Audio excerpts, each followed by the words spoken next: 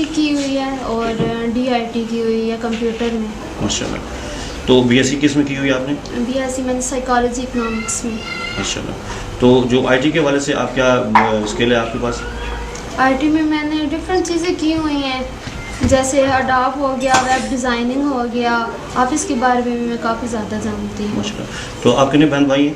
हम लोग 5 बहनें हैं और 2 भाई हैं। अच्छा, तो आप घराना किस लेवल के, आप क्या चाहती हैं?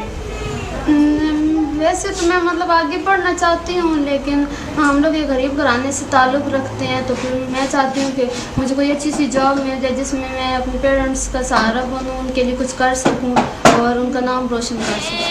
ना दौलत दे ना शोहरत दे, मुझे बस ये सादत दे, तेरे कदमों में मर जाऊं मैं रो रो कर, मदीने में मैं फिर दरख्वास्त है सारी अपील है भाई, बच्ची अच्छी नौकरी मिल जाए।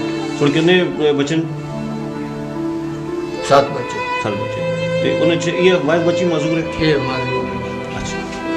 बच्ची है माजूर, पढ़ाया लिखाया और जाना तो मेहनत बहुत की थी, जॉब मिल वञे, नौकरी अच्छी से मिल वञे, माजूर है बच्ची।